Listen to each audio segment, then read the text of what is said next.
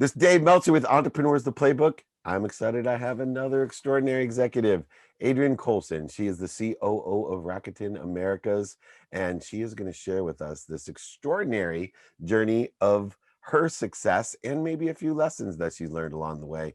Adrienne, welcome to the Playbook. Hi, thank you for having me. Thank you for being here. Well, obviously being a great executive of a great company, a worldwide company, um, it's taken you a little bit of time to move your way up through the ranks and both in your profession and in the situational knowledge. Most people look at you and say, "Oh God, how lucky could she be? This is amazing." But I don't think they realize all the different stepping stones and the lessons that have been learned.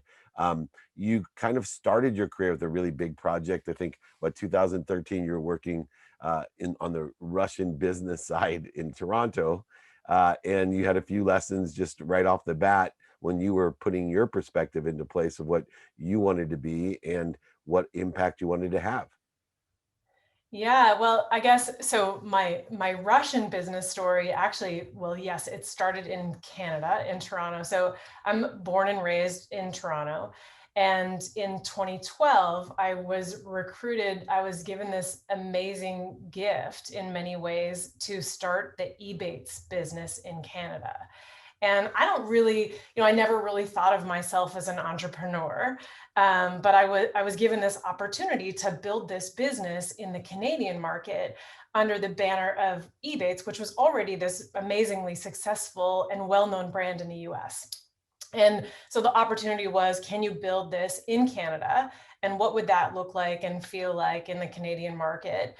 And I was, asked to build this business plan and kind of and start this business. And it had been going along for about it, I guess at that point, 18 months or so. And I'd sort of started to see the, profitability kind of around the corner. Things were going well. And so I raised my hand to the CEO and I said, okay, well, what's next? Because this was going great. And I, have always been the kind of person who was always interested and curious, what else can I do and how can I add to my portfolio? What else is next? And to my surprise, he said, well, I've been looking at where else can we expand internationally. And when I look at how people are shopping and who's shopping on our US site, the next biggest cohort of international shoppers is from Russia. And I was like, for real? Like, oh, okay. I don't know what that has to do with me, but and and so when I look back now, I think like maybe that was sort of a joke and maybe he was just like trying to see whether I would really take the bait, but I did. And so I recruited Russian speakers in our Toronto office, and I built this wonderful team of Russians and Ukrainians in Toronto. And we took the platform that had been built in our San Francisco office by our California team, and we built it out for Russian currency in rubles. We built it out so that it could, take Cyrillic characters. Obviously it was built for, English language, and it wasn't even built for Spanish at the time, and we were building out French for the Canadian site. So it couldn't even accommodate, the basics for Russian market, let alone, was it not, it was like we had obviously no contacts in the Russian market. So it was a huge undertaking. And so I traveled to Russia and with a translator, of course. And I spent the better part of the next year and a half running these two businesses simultaneously, predominantly on the back of the Canadian team in Toronto with a handful of Russian speakers. And it was, a tremendous challenge. And really, when I look back, was also now one of probably the biggest failure of my career, but also something that I'm very proud of. It's this kind of dual-edged thing, right? Because I really believe that no business, no business venture and no business career is ever really, you don't ever really get anywhere without having consistent failures, because you're nothing. A business is nothing without all of these kind of consistent trials and failures. Um, and that experience was just like, I mean, incredibly priceless. We built this thing, and I did actually get pretty amazing traction in Russia. And that experience of just understanding, like, how does another international market actually work? When I got there in Moscow, I realized, that whole environment, like, there's actually really no Google in Russia.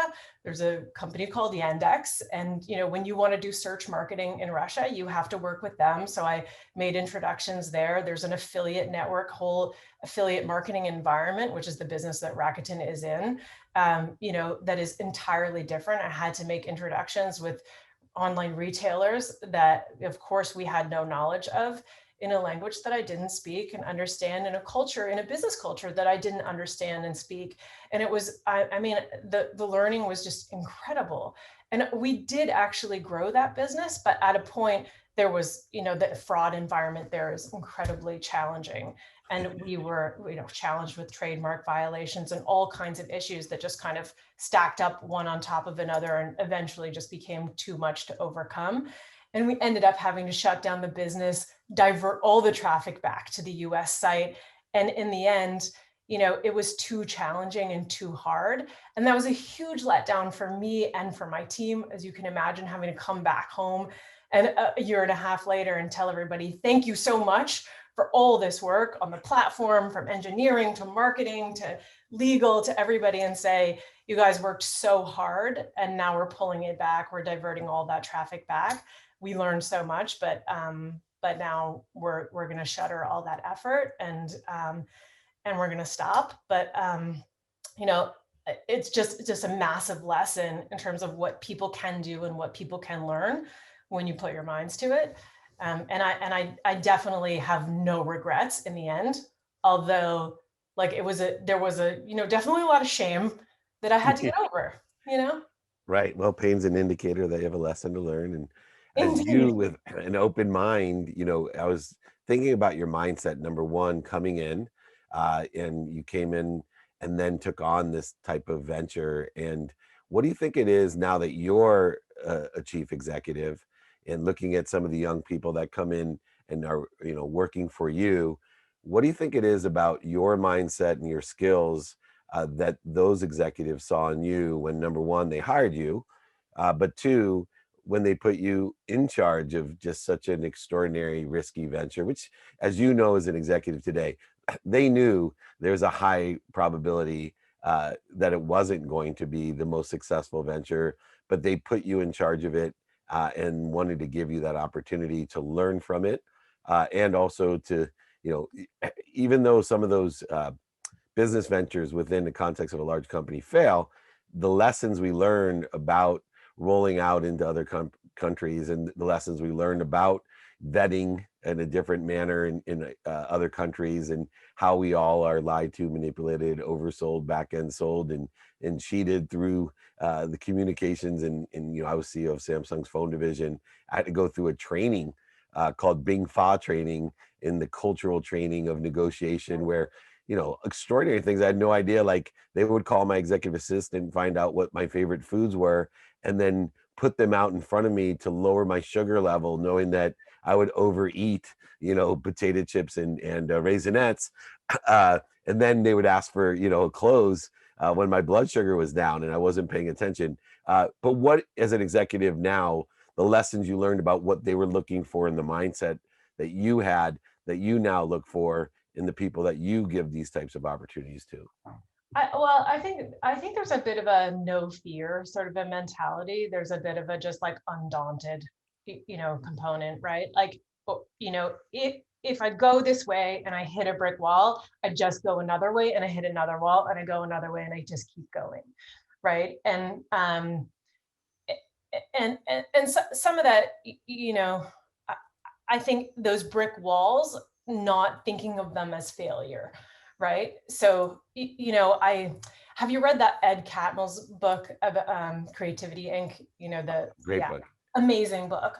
I love how he talks about you know how he talked about failure and learning when he talks about learning a musical instrument, right? When you play you learn to play the guitar, you pick up the guitar, you spend hours learning to play the guitar, you spend years learning to play the guitar, and you don't think of that process as failing.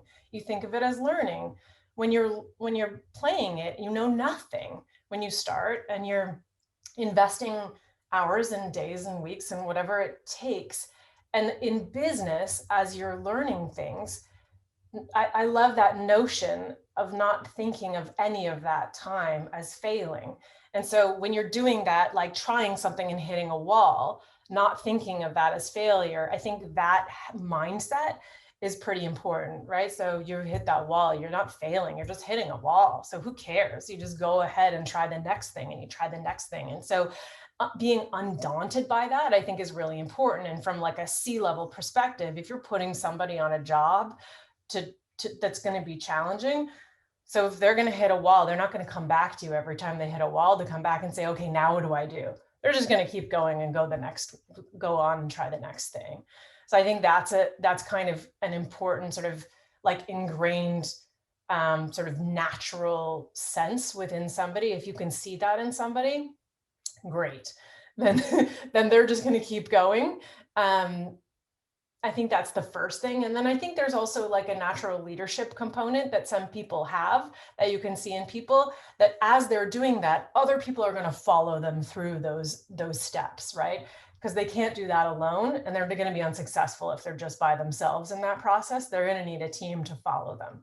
So if you can see that that person is also going to have a team of 20 or 50 or however many people behind them, they're going to need that whole cross-functional group that's going to follow them, like I had in that Toronto team and that Russian team. And, you know, all throughout my career, obviously, you know, as a COO, you have this, you know, this cross-functional group behind you. It's very different than, as a CMO, you've got your marketing team. As a CFO, you've got your finance team. It's sort of like line management. Like you come up, you know, in a company, in a, you know, in this, not to simplify it in any way, but you know, you're coming up in a, you know, one function in a company. And a COO role is unique in the way that it's very cross-functional. There's a lot of things that a COO can kind of cover. And in fact, in many ways, a COO role is sort of very unique depending on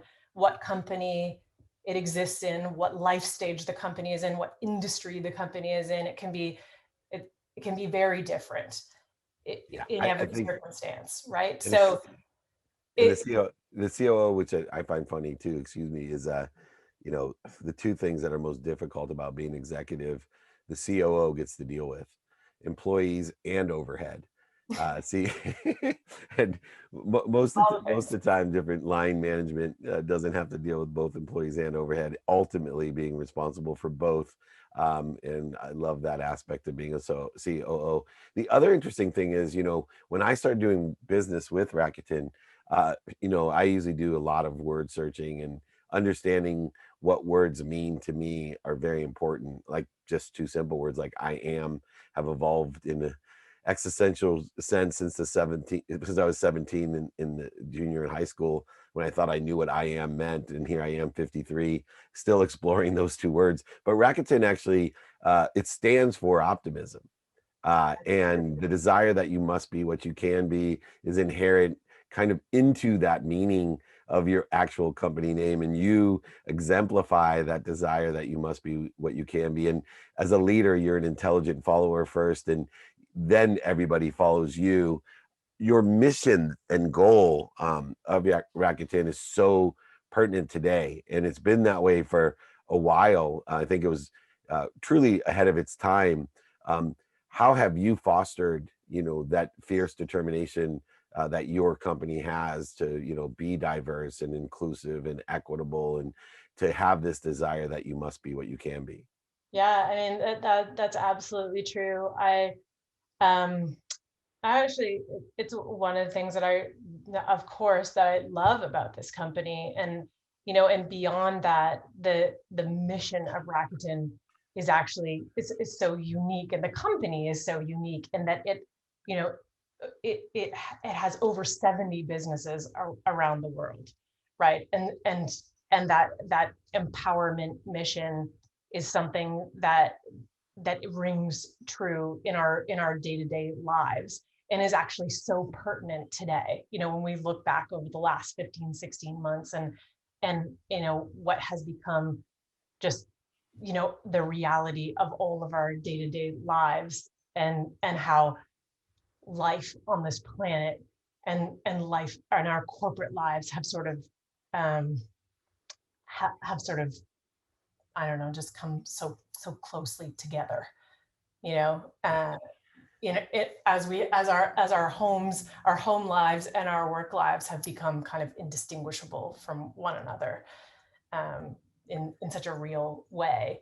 And that and just in my role, kind of living that out for our employees in our regular, like, live Q&As on a bi-weekly basis on Zoom, answering questions, and being authentic and genuine in those town hall meetings, and it has been so important.